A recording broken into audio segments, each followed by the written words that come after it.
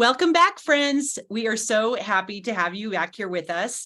And today, Mama Judy and I are going to be talking about a subject on trauma. We're going to be talking about how art can be used as a form of healing when you've experienced any sort of trauma in your life.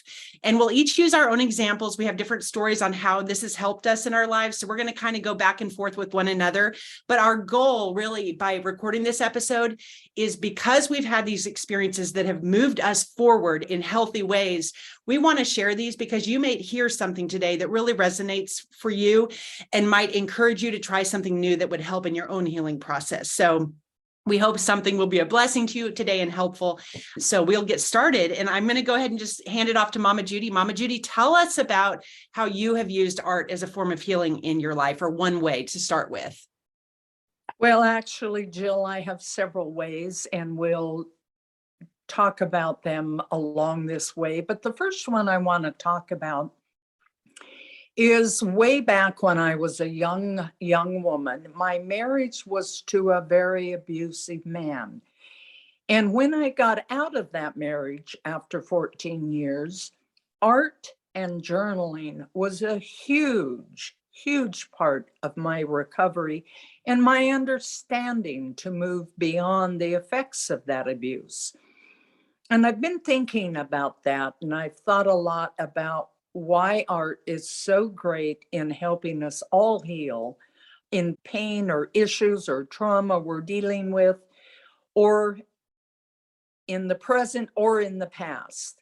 That one was several years ago, but I can't downplay the significance of journaling and sketching even in those journals, although maybe the sketches that I did wouldn't have qualified for anything more than a stick man.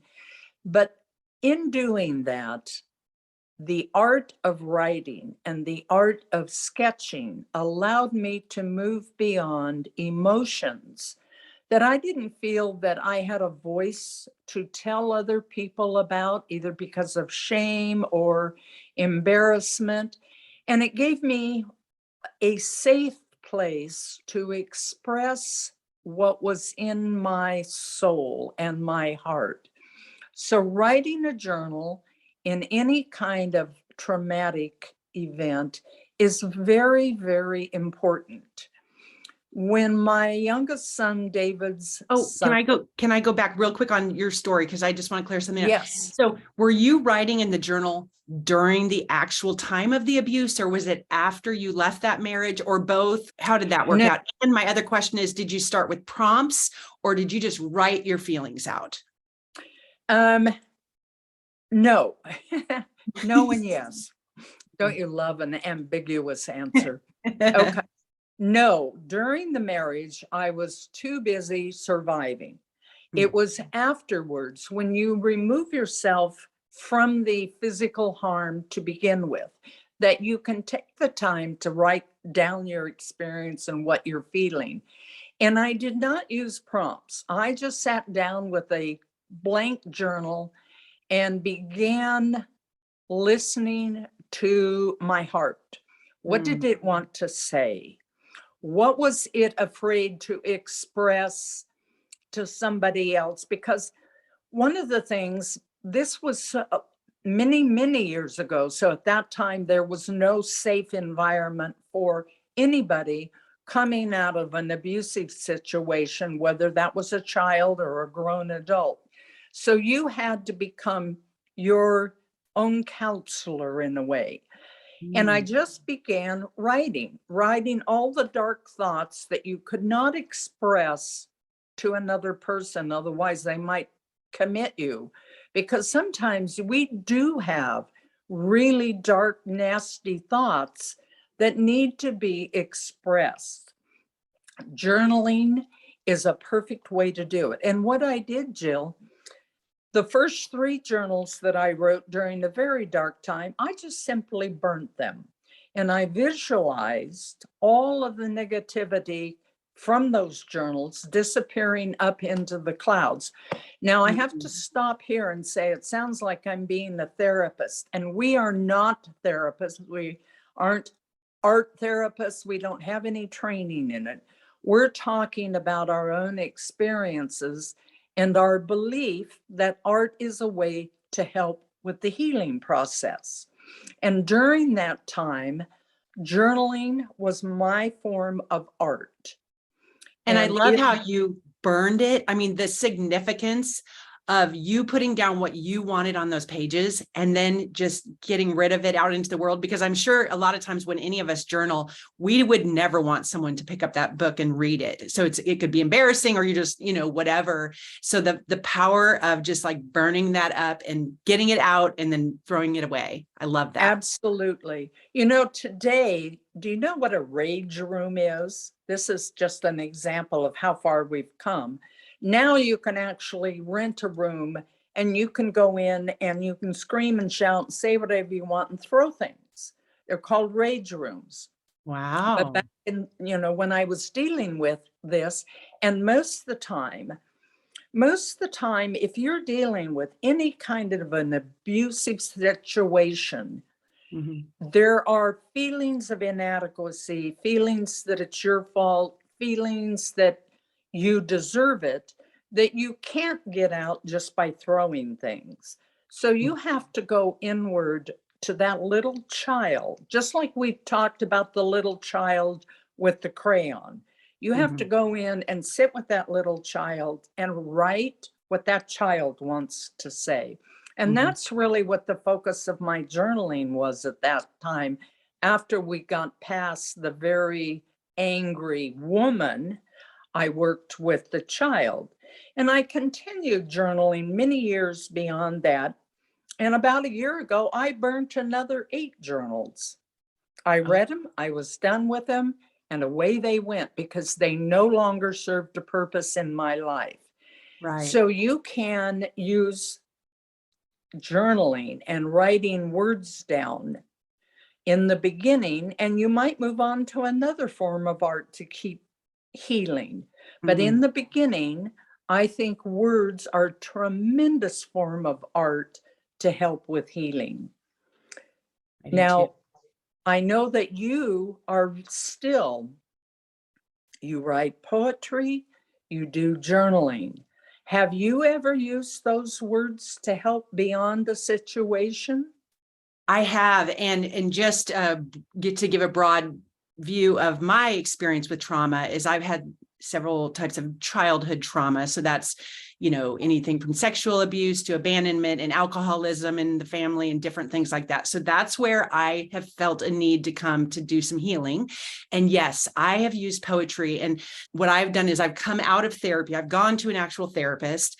And a lot of times what I'll do is I'll come home, and as I'm processing something, I feel the need to write poetry. It just comes out like that. I didn't know it, but the first time I did it, I was like, oh, I just wrote a poem, and it expressed what I was feeling. And some of those poems that I write are very dark, and some of them have hope, and some of them are confusing, but just the fact that I'm putting the words to the paper. And then it's not always after a therapy appointment, but that is a very common thing. I love to write poetry after a therapy appointment to express myself, how I'm feeling then. And that's an excellent thought. You have moved, it sounds like all of my writing was very, very dark. And in the beginning it was, let's face it. But you moved to a much lighter. You continued your healing through the art of words by expressing yourself in poetry, which is a wonderful extension of doing the journaling. Yes. And another thing you mentioned about the inner child, and I'm just throwing this out there because I'm such a huge believer and advocate for this type of therapy that I've done. It's called IFS. It's internal family systems. And you do tap into, when I've been in this type of therapy, you tap into really helping that inner child, the child that was harmed. And so that has been the last 3 years has been EMDR and IFS therapy. If anyone has any questions, you can privately DM me or whatever, but I am a strong believer in this type of therapy. It has been life-changing for me. And a lot of times I will come out of that therapy and write as well. And then I have one other way of writing that I just learned about 6 months ago. A girlfriend told me about it, and I wanted to make sure I say the woman's name. So a woman named Nicole Sachs came up with this way of journaling called Journal Speak. Okay, Journal Speak. I like that. And what you do basically is you brainstorm a lot of ideas, like things that you're dealing with and feelings. And, you write a bunch of lists down. You pick one topic out of there. You set your timer for 20 minutes. You have a journal in front of you and you just write for 20 minutes, just from the heart. And this type of writing is something that you alluded that you wrote, and some of the stuff I might write too, but it is the honest, the unfiltered, the ugly. And you are writing a lot of times a letter to a person. And so you're writing a letter to a person and you're saying, I hate when you did this to me. I hate that you left me alone, or whatever you want to say. I mean, I'm just giving examples, but you're spewing out things that you may not ever say to that person or have the, need to, but you get it all out on the pages. And for 20 minutes, you would think like, what are you going to write for 20 minutes? I really thought I'm going to probably get through one page too, and I'm done. But here's the beauty of it and why it's so artistic in another way. On your journal page, and this was a suggestion from this woman, I believe, to write it this way. You write the page. So I just had like a standard journal, write it all the way down the bottom. You go back up to the top and you start writing over what you wrote. So you are writing over what you wrote. You get to the bottom of the page, you go back up. Now you're writing over 2 lines of words that you've wrote. Do you see what I'm saying? You're continuously going over. And so for me, the few times I've done it, it's taken 20 minutes. I generally write about 5 pages, even though it's all on the same thing. And at the end, you cannot see anything that you wrote. It's covered, but it's all out, and each layer covers itself.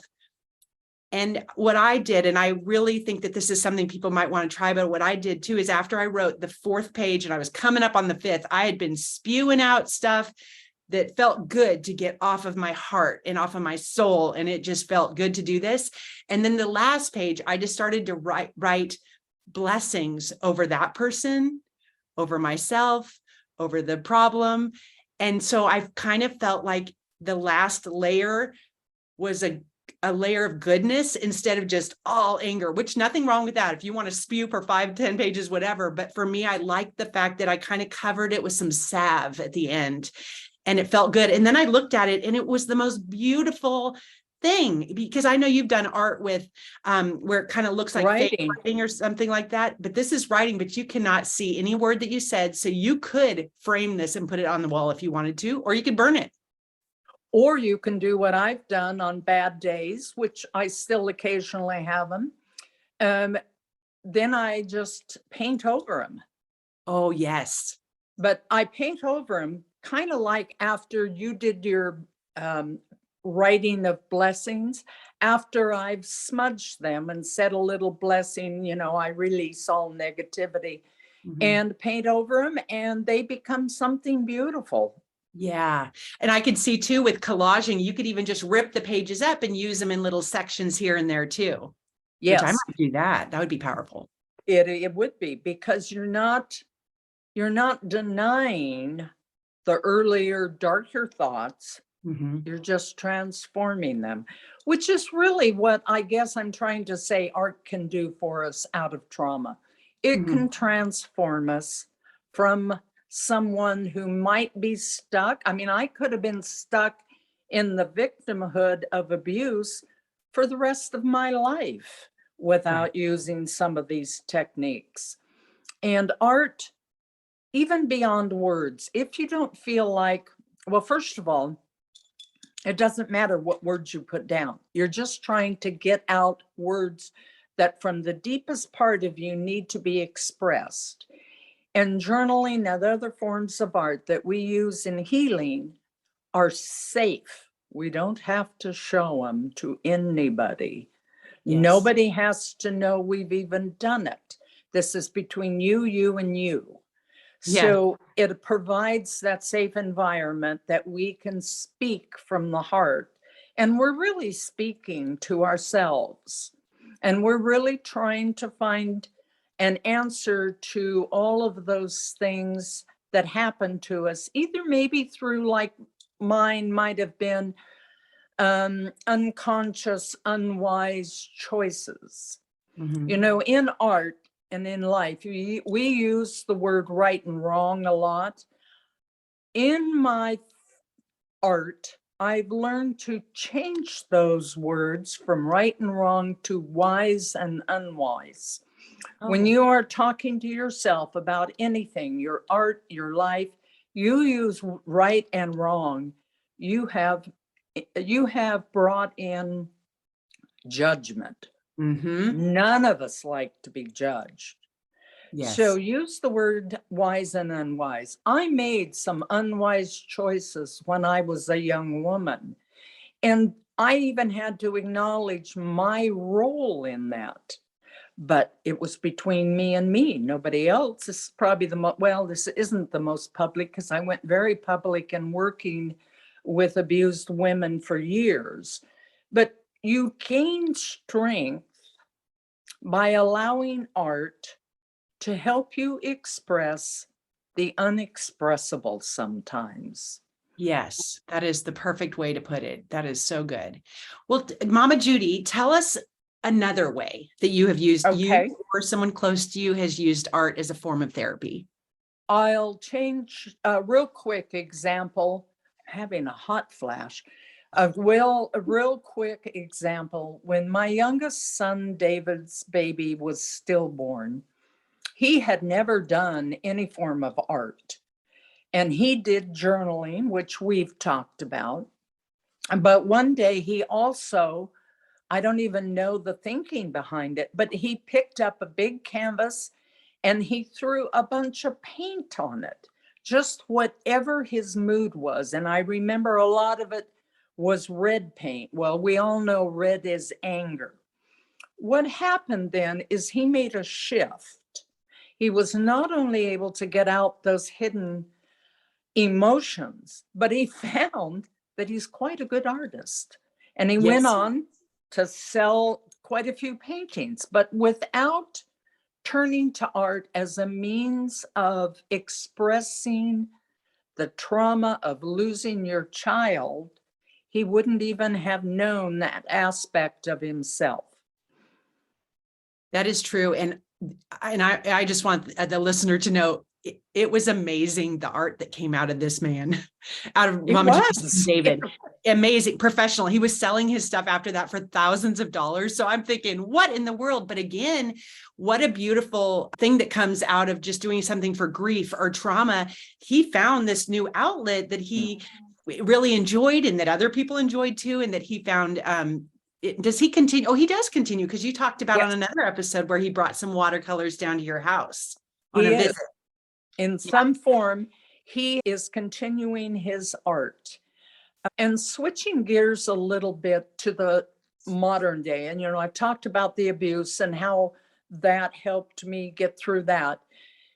Today, I deal with art in the healing process, not coming from a dark place like that, but handling an ongoing chronic issue called lupus, which is an inflammatory type of disease.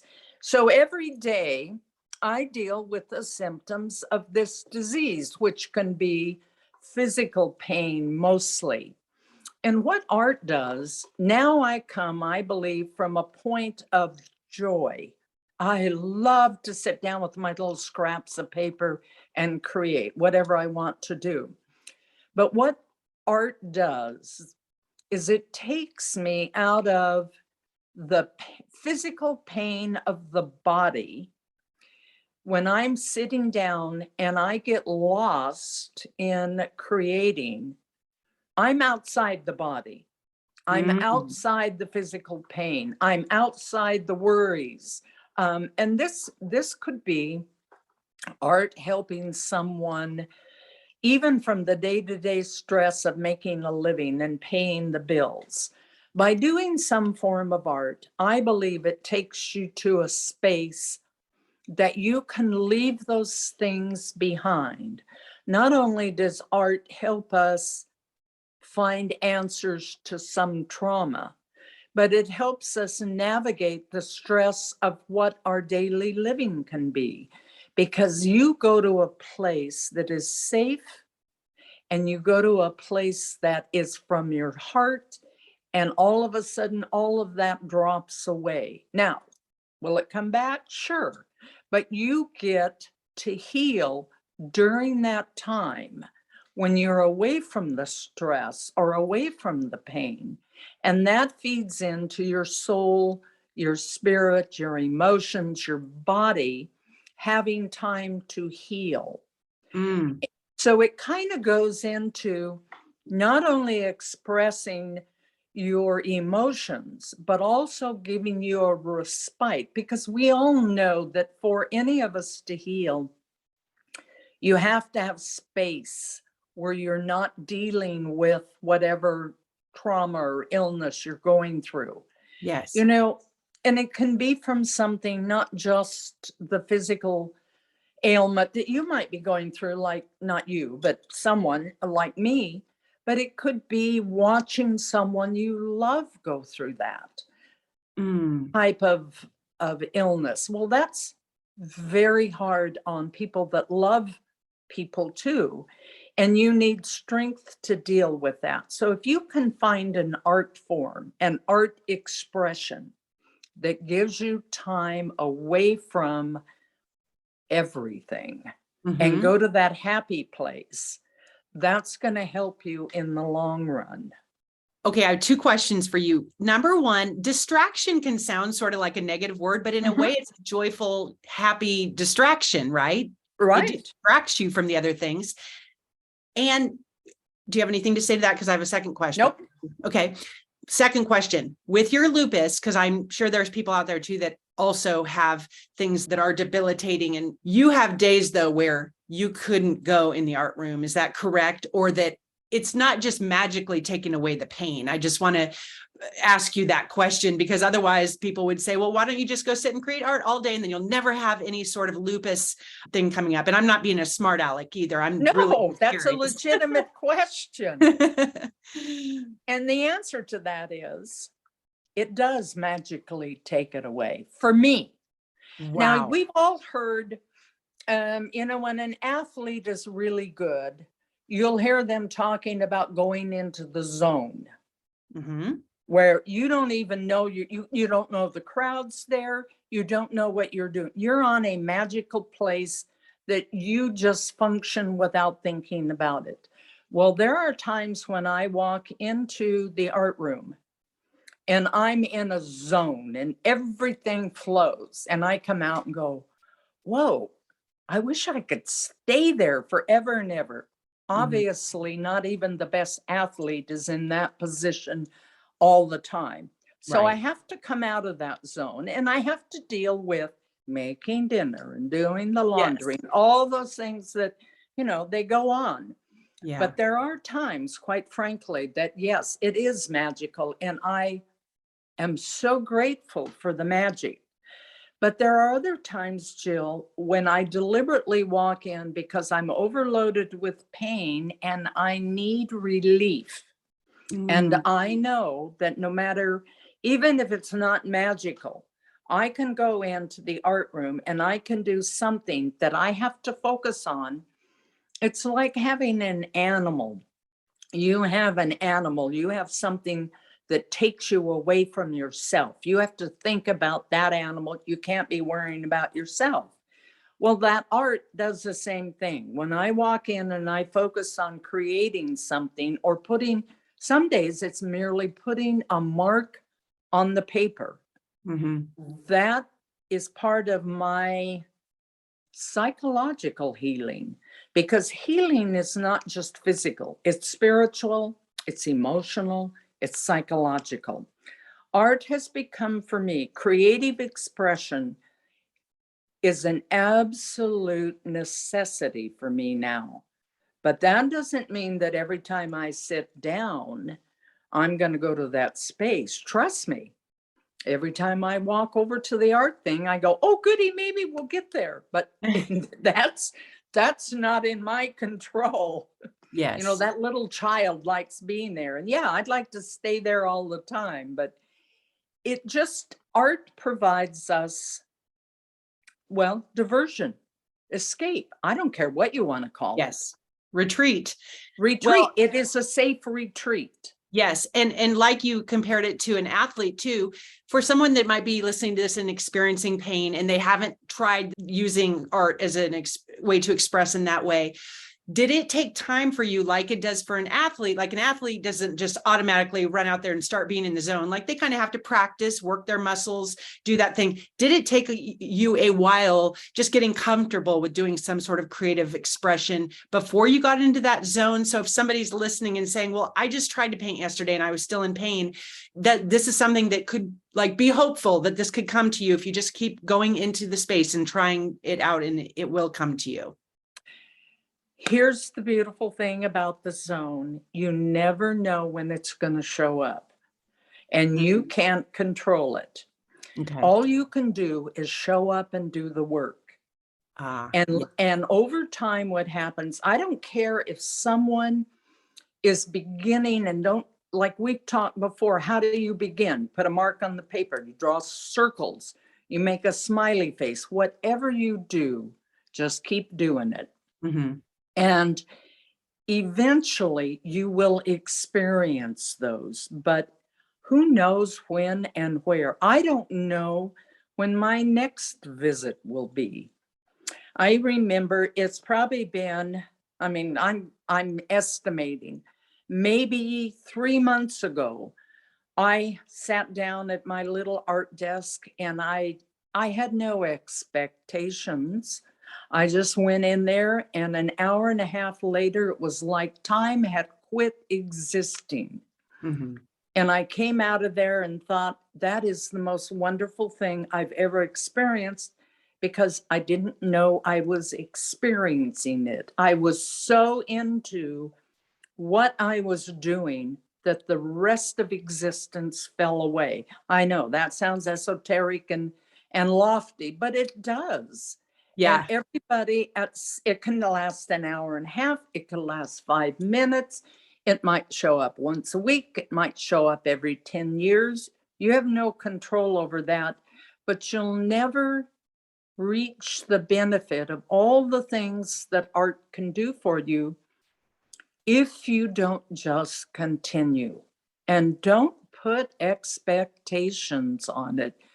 Don't become addicted to the destination. Ooh. Just go with the flow. In art of any kind, and especially in using it as a voice for healing, you just have to follow the process. You can't be addicted to the outcome or the destination. That's what kills a lot of us in our creative and in our healing. And in fact, I have to confess, back when I was first coming out of the abusive marriage, I went to a therapist one time. I came out of there and all I did during that session was cry. And I quit going because, you know, we are a McDonald's type of society. We want to go through the drive-through, we want to get the quick fix, and we want to go on with our life.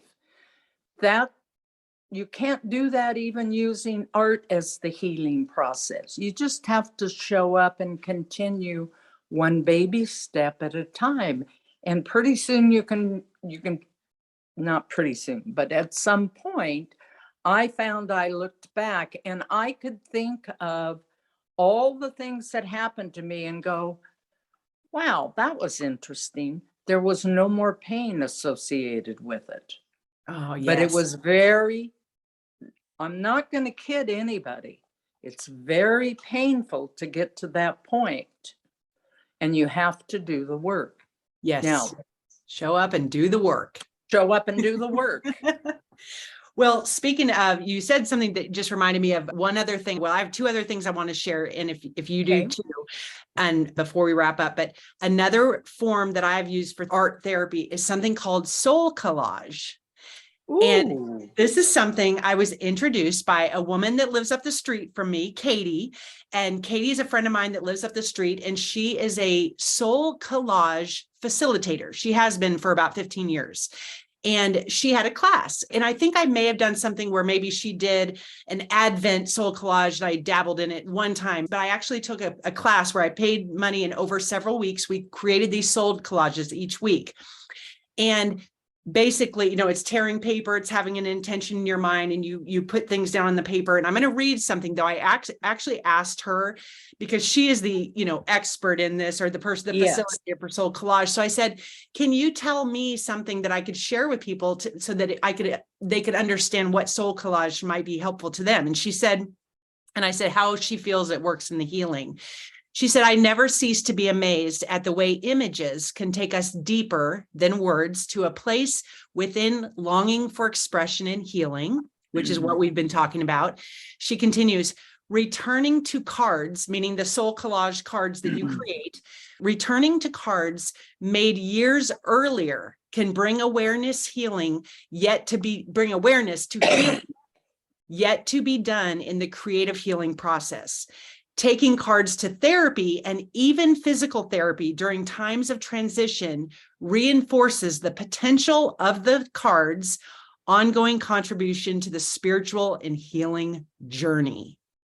Talk about like the idea of actually taking these cards that you've created, because even in the moment when I've done the classes and I've done them, it has been very helpful. I sit down, I didn't know I was looking for anything healing wise. I just thought this will be fun to do.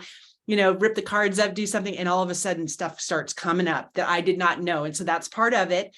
And then part of the process too is writing a reflection on the experience afterwards. And I cannot tell you how healing and how hard some days were, where I was crying when I was creating it, or when I was reading about it, and how that has been a big part in my journey too. So that started about 3 years ago, before I was sort of thinking of creative things as being a healer in that way. But I love the idea that even taking those cards back, can help you if you go to a doctor's office or healing, or bringing them back up now and seeing something that you didn't see back then, but it's helpful for you in your healing process currently. So I wanted to share that. That is absolutely wonderful. And several thoughts came to mind, bounced around. There are times words are not enough. They don't go deep enough, because we always, I love words. That's why I talk slow. I enunciate, drives people nuts, because I love the sound of words rolling off my tongue. But sometimes words are not enough. And remember, there is that not old adage, but there is a saying, a picture is worth 1,000 words. So her use of images, those images can say more in 1 second than you can in 1,000 words. That's fantastic. And she even says during the class, she'll say, try to stay away from like tearing out of a magazine a word. Try to just use the images. She does. She suggests that. Now, if a word felt like it was calling to me and I had to put it down, great. She's not going to like kick you out of the class. But she did say that. And I think it's the same way. Stick to the images and let that help you through the process. And that's why moving beyond like words and using pictures, drawing, paintings, colors can even reach different places in our healing process that we need to go to. My lupus came about after I was thrown from my horse and broke my neck. Well, I had a surgeon who was an excellent surgeon. Obviously, he did a good job. It works. But he didn't believe in physical therapy. So he put me in a neck brace for 6 months. And when I got done, the trauma had settled in my muscles. And so here I am many years later, 15, 16 years later, still having trouble, because our body, our memories are held in our body. And so I still have to do physical therapy exercises all the time if I want to keep my neck working properly. Wow. And it's the same thing, like she said, on the images and whatever we've been talking about. This is a journey, and it's an ongoing journey, because you can uncover things. There are triggers that 15, 20 years after being out of the situation, I would hear a trigger and I would go to a dark spot. It would take me back to a situation during that abusive marriage because those memories are all stuck inside us. Right. And Well, and I think even when Katie, who does the soul collages, when she said that returning to a card that you made years ago can bring awareness to healing yet to be done in the healing process. And that's a similar thing too. It kind of triggers something that you didn't even know back then was going to need to come out at a different time when it was ready.